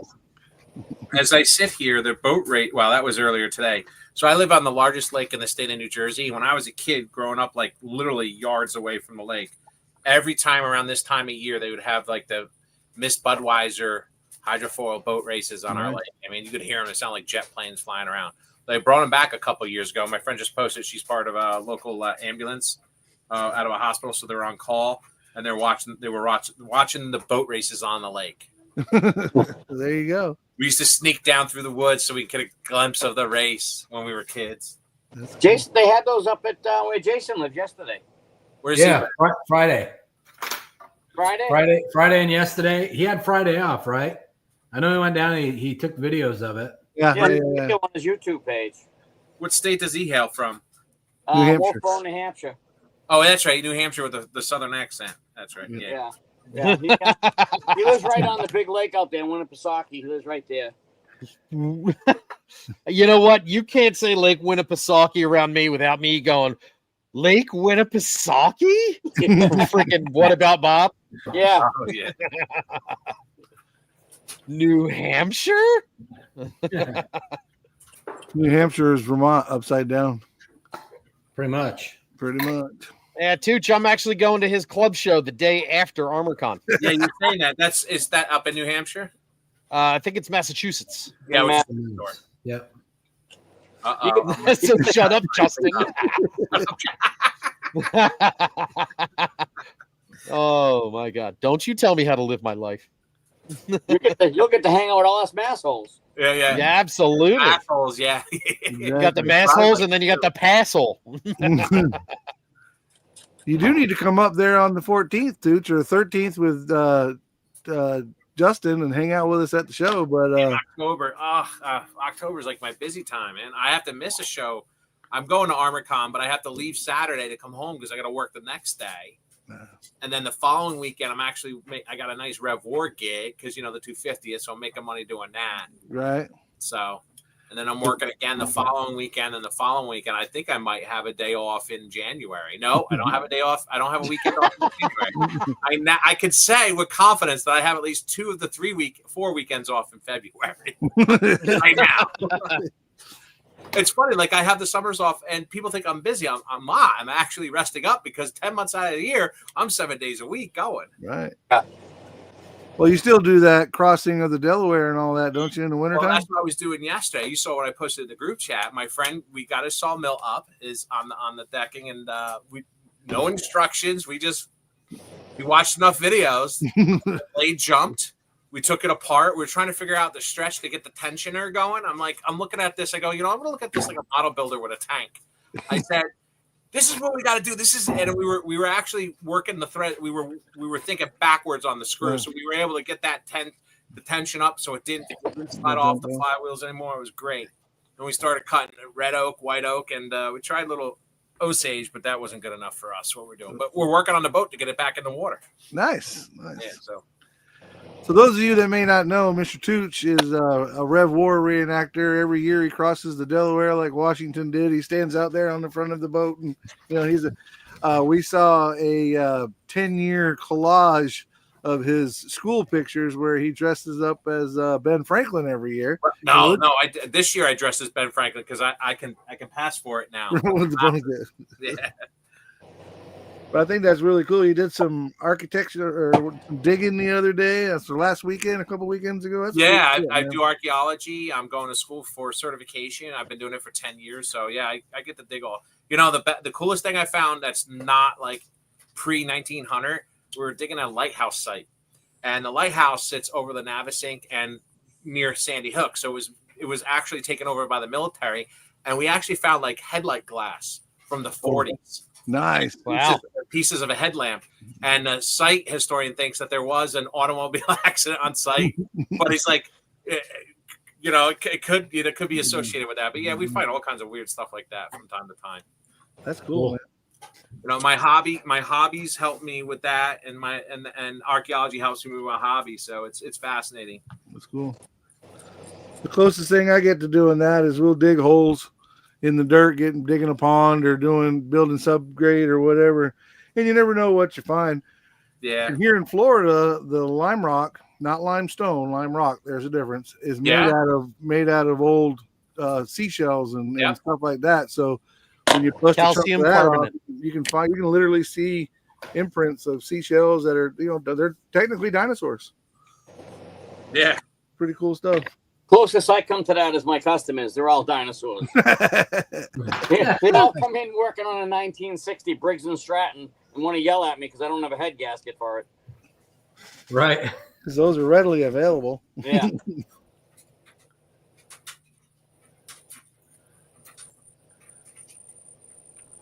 All right, Robert, you have a good night. Enjoy your family time, bud. All right, Robert, we'll see you next time in the build room, in the Discord. Tim, I will be up that way in Massachusetts myself. Jody, Justin, are you coming as well on the 14th? The 14th of December? I don't think so. We're going up there. I'm going up on vacation in Vermont, but I'm meeting up with Tim, Jody, Russ from the Discord, Russ Clark, Jason, and we're all going to head down to Brian's hobby shop in Massachusetts and hang out with him for a little while and get something to eat and hang out. Looking forward to that, man. Brian's going to be nice enough and open the hobby store early for us. Nice. Sam, yes, I am definitely bringing the dart to Acme. It will be done by then, or it better be, or I'm jumping off that bridge again with the rocks at the bottom. Every time you guys say Acme, I think of the Roadrunner. Every time you say it, that cartoon comes in my head. Every time you guys say Acme, I think of the supermarket chain here in southeastern Pennsylvania. Scale Perfection. What's up, buddy? Welcome. But yeah, I'm going to Acme is for Jody and Jason, or Jody and Steve and Justin. That's our big show down here. I'm not sure how familiar you guys are with it. I'd love to get down there, but it's an amazing show, dude. It's absolutely amazing. Yeah, next year we're hoping. Got a good friend that's in the club, the host club, and next year we're kind of hoping to maybe get as many of this crew together, or possibly the new crew together, and do a live cast and/or / podcast from there. Kind of like you guys did at the Armor Show, where you set up the table and interviewed people and all that. I thought that was pretty cool. Yeah, definitely.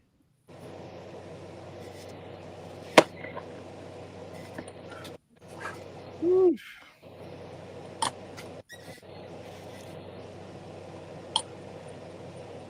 Jason says that's Jason Rothgeb says that's Acme, Justin, not Acme. Acme. Yeah, you know what? He's not wrong. He's actually not too far from me, so he knows. Acme. That's how people in this area, and they still call the ATM the Mac machine. Yeah. Because way back in the day, it was a money access center. Look, my cousin Vinny's in the room. What's up, Vinny? Good to see you, buddy. Vinny lives in South Florida. He's from up there in New York City somewhere. I don't know exactly where he's from, but to hear him talk, he's a lot like Riv, right? He's got that real thick accent. Nice guy, though. I call him my cousin Vinny from the movie. Yeah, he's probably from the Queens area, that part of probably. Yeah. Yeah, Tim Burgess, he commented that he's missing a lot of shows because he's down for the count. He had a little ladder mishap. Oops. Oh boy. Hopefully he'd be up and around soon, then. So I guess he wasn't properly ladder trained. No, I think the ladder wasn't properly Tim Berg trained. Yeah, I think it just. If you're a New Jersey teacher, you know the inside joke on that, because we cannot use a ladder in school unless we have been properly ladder trained as part of our safe schools training that we have to do every year. And I said, can I get the training? They're like, no, you don't need it. I was like, can I get the training, please? I want to see what this ladder training safety video is all about. It's more entertaining than anything else. Do they have a ladders course like in Community? Oh my God. I'm going to start watching that tonight. I'm going to start rewatching it. I'm going to binge watch it. I need some entertainment. One year I found, you guys probably, I don't know, Justin, you're corporate. Do they have you do safety videos and sexual harassment videos? Every week I have to have a quote unquote team engagement meeting that consists of a safety topic by our company that comes through and checks our safety so that we do not get fined by OSHA. So yes. I get to be the video, though. So, So one time I'm watching a video, and it was sexual harassment on the job, and it's a corporate office setting, so it has no relation to teachers. And I go, that girl looks familiar. And I stop and I pause it, I screenshot it, and I send it to the student who I think it looks like that I had 25 years ago. And the company that filmed it is out in Ohio where she lives. She goes, I knew she was an actress. She goes, yeah, that's me. I did that 8 years ago. Was she the harasser or the harassee? The harassed. Remember, it's only sexual harassment if you don't like it. Ow, Jesus. Brian, you're right. I'm trying to come to the Classic Plastic show in October. That one's not written in stone, but I'm feeling really good about it. The December thing is absolutely written in stone, so I'll be up there then for that. But I'm hoping. Tim Berg said his ladder was dry rotted. He didn't know it. Oh, that happened. Oh, wouldn't matter these days. Well, it's probably an old one that would have been dry rotted.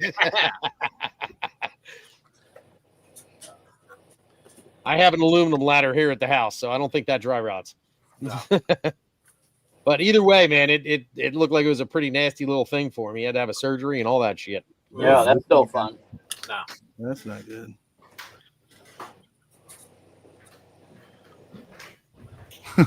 Jason says that they had to start doing forklift training after some a-hole tried to take his foot off. I can show and you. then he follows it up with, I can show you the score. Apparently, he was the a-hole. Oh my God! Jeez, some of those forklift videos that you see, I saw one, and apparently it was an Asian woman, and she was standing behind the forklift, and the forklift overloaded itself, so the ass end came up. And she was on the outside. She grabbed it to try to pull it down. And when it did, the dude let go of the hydraulics on the forklift. So the whole thing came down and she was underneath it. Not good. Not good at all. She's probably not going to pull through. Probably not. No. Some of those old work videos, those work videos from the 90s, they're quite entertaining now. Yeah, They really are. Yeah, they are. Like better acting on the hub than there is in those videos. Vinny, I'm going to try to make Model-Palooza. That one's not written in stone because I'm going to show in Mooresville on the 27th. So if I can't make the show in Mooresville, then I will be at Model-Palooza. Yeah, Tim says that he dislocated and broke his talus bone, which is the ankle, in 3 separate spots and had to have surgery. 3 shiny new screws in there. That sounds terrible. Yeah, it wasn't a pleasant one. Never. So he's literally got screwed in the whole deal. 3 times. Yeah. He got screwed. Then Brian Connell says, aluminum ladders do bend, though, Justin. Ask me how I know. Apparently, Brian's a big guy like me. Step on the ladder and it bends. You exceed the GVW of that ladder. The GVW. That's great. Or GAW, gross ass weight.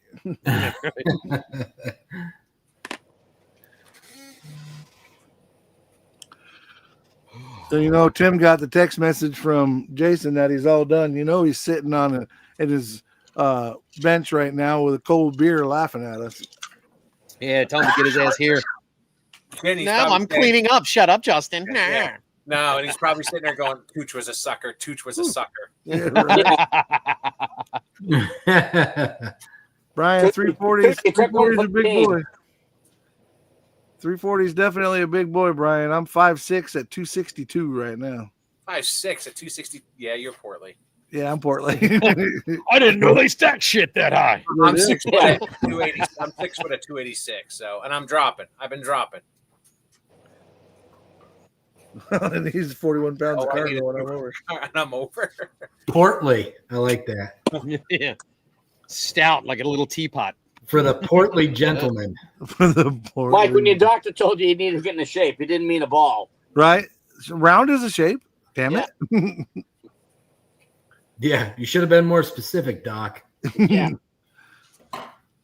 What? The tomato with the toothpick thing? That doesn't look good? I think it looks amazing.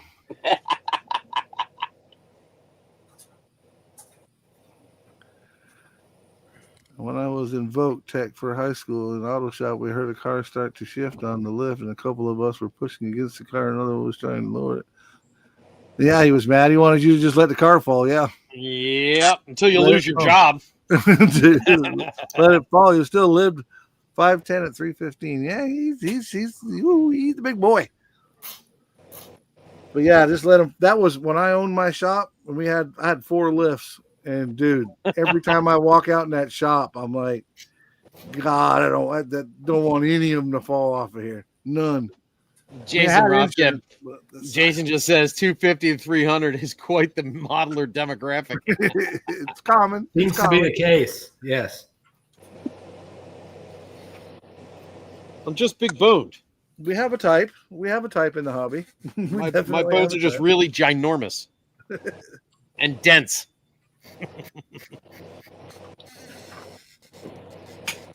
What was it they said when you were a kid? He's husky. Oh yeah, that was a brand of clothing too. The husky. Was. Yeah, that's what it said on my dungarees. Yeah, because that wasn't like a bullseye for bullying. Don't you remember those pants from Sears, the Tough Skins? Tough Skins, yeah. Yeah, they had those big patches on the knees. Yeah, the knees wore out, but the pants didn't. Yeah. Yeah.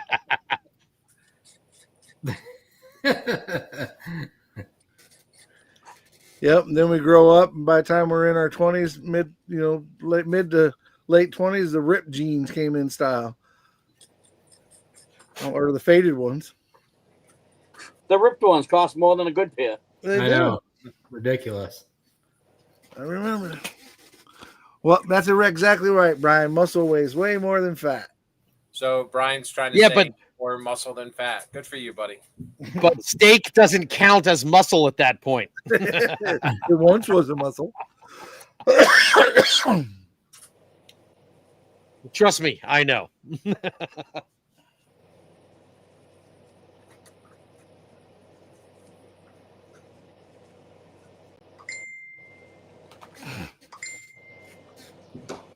Someone's blowing up.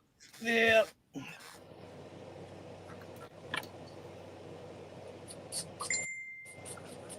Ding.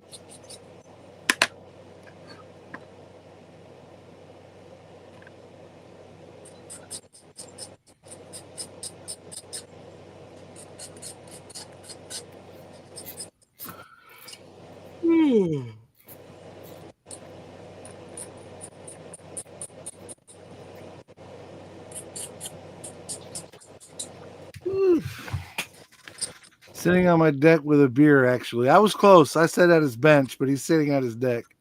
Just don't fall in the hole that you made by not having enough wood. Don't step into one hole. Next thing you know, we're going to get a text message. Can't make it next week. I'm going to be in the hospital with a broken ankle. Because I fell in the hole. I fell in the hole, damn it. Boy, Jason, that sounds like a personal problem. You don't have enough wood.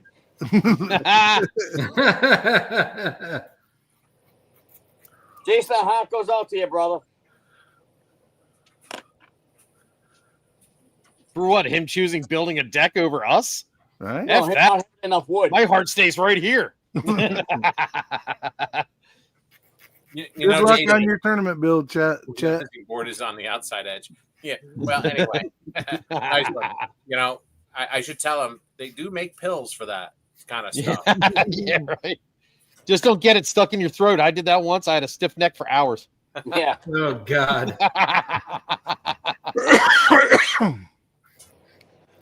Best form of birth control is, and what do you think you're going to do with that? Yeah. Jesus Christ. That's it. So he admits he didn't measure twice. Yeah, he cut too many times, didn't measure enough. You always Or buy he didn't count right when he loaded up the orange carton at Home Depot.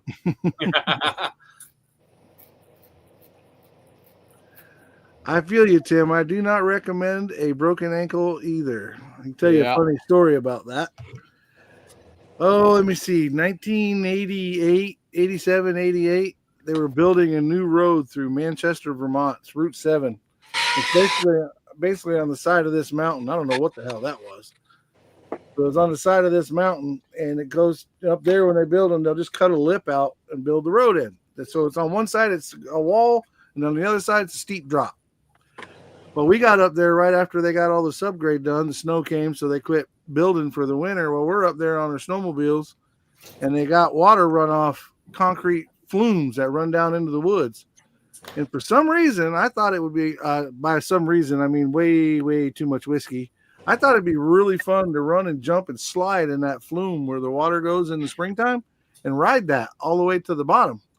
What I didn't think about was the inch of ice that was on top of that concrete that made it slicker than owl snot. So as I'm flying down that flume, I get to the bottom, and it's still another 10-foot drop. Yeah, I hit a tree with my ankles, a tree limb that was laying down, broke both of my ankles instantly, flipped up over, tore up my shoulders, busted up my face, laying there in the half-frozen muck and dirt and mud, tore up, waiting for somebody to come down there and get me. So I broke both of my ankles. That sucked bad. I bet it did. It did. I broke my one ankle, my left ankle twice, trying to learn how to ice skate. And the sad part is I broke it. They were trying to teach me how to ice skate. I went to the hospital. They put a cast on me. Had the cast off. 3 days later, I'm back in the hospital, putting the cast back on my ankle. And it happened to be the same ER doctor. He goes, Tim, I don't think skating's in your future. Yes, sir. Jason said his math wasn't mathing the day he counted the boards. Clearly. Clearly. Let me guess. The story of your life sounds like the story of my life. You pulled up 6 inches short.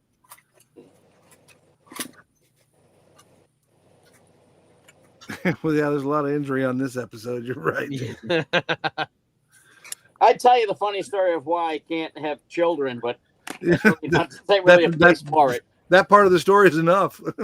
I'm not so sure that sounds like it would be a funny story. It's It is cringed. now. I'm cringed. I mean, I just turtled.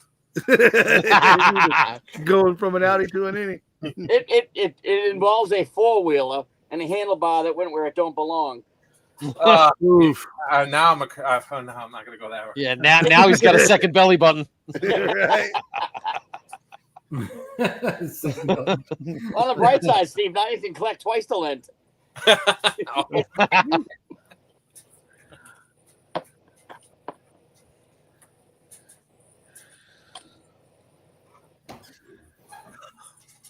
Kevin says, "Who has the biggest scar?" I've been married twice, so I don't know. I don't know Easy. how that relates. Oh, you're a walking scar. You did it more than once? What? Right. What a boy, Mike. That's it. Your Listen. wallet probably hurts more than anything else. Yeah. They there was nothing wrong with them. Apparently, I have a horrible wife picker. My wife picker is broken. I love your accent because I heard pricker. Pricker. After two, it probably was. Apparently that's broken too, Steve. Jason, I think that's what we're talking about. His emotional scars are bigger than his physical scars. But, I mean, Outlaw, I think everybody could take a stock in a lesson and just look behind you. You're bad. I mean, you live where you build your models. So. That's it. But that's a good thing. That is an absolute good thing. You wouldn't be able to have that space if you were married. This is true. This is true. My girl now, I love her to death, but she's got her own room. And hopefully this winter I can get the hideout done. That'll be nice if I can build out there. I actually get my bedroom back, but I'll still do all my stuff out there. That's got way more room in it than this. This stuff is literally starting to encroach on me. I've got stuff stacked in every corner, every cubby hole. It's not good when you have a bad dream and your kits fall on you. Literally, you see the one, you can see the head of the bed up there. Those kits right there, I had to restack them 3 or 4 times because if I roll over and bump them just right, they fall right on top of me. There ain't nothing like waking up, with a 32 Ford in your ear. Florida man dies under a stack of model kits. Cars, right?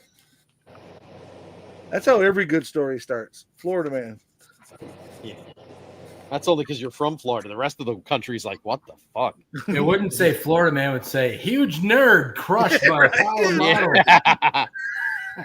That's it. In some way, they would get the word Walmart in there as well. That's right. The kits were all purchased at the local Walmart.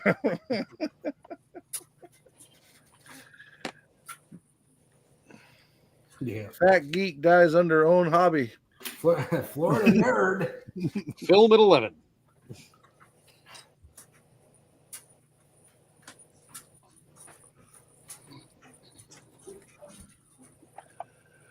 Well, gentlemen, we're creeping up on our 2 hours.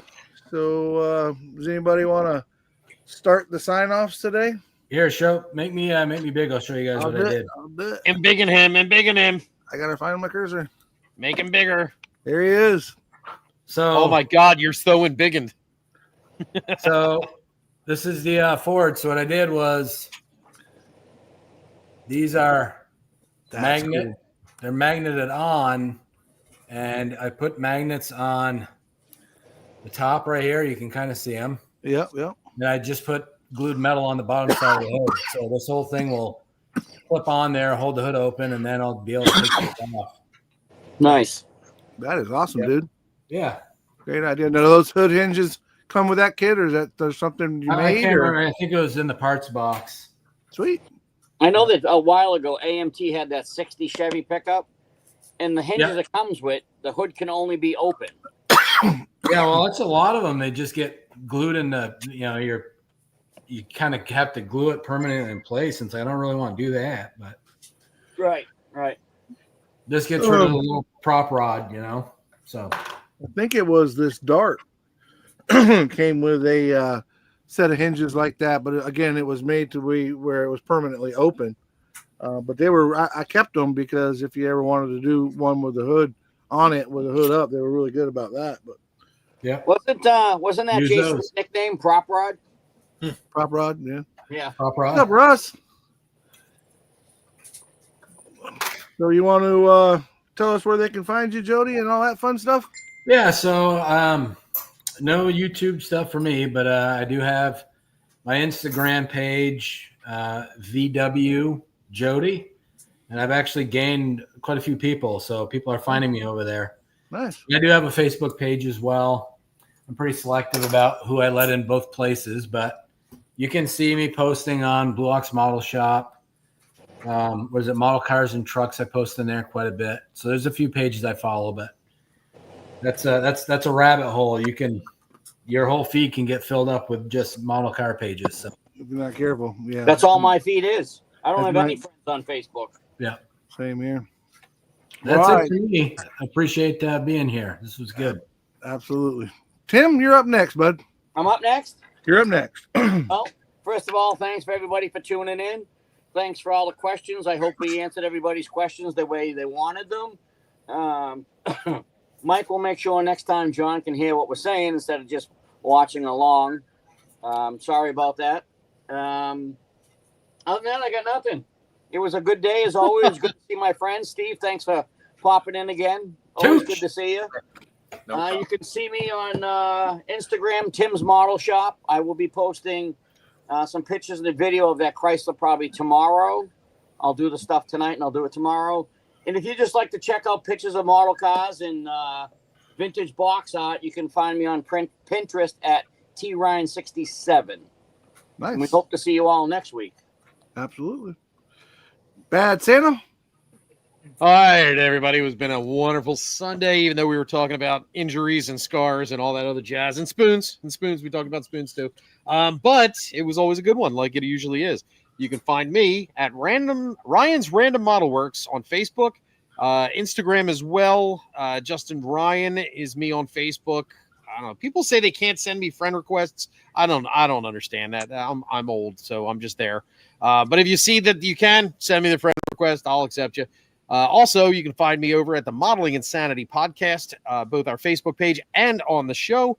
And for all of your oral pleasures, you can go to modelpodcast.com. It's a consortium website that has all of the fantastic modeling-related podcasts, as well as short-form and long-form blogs.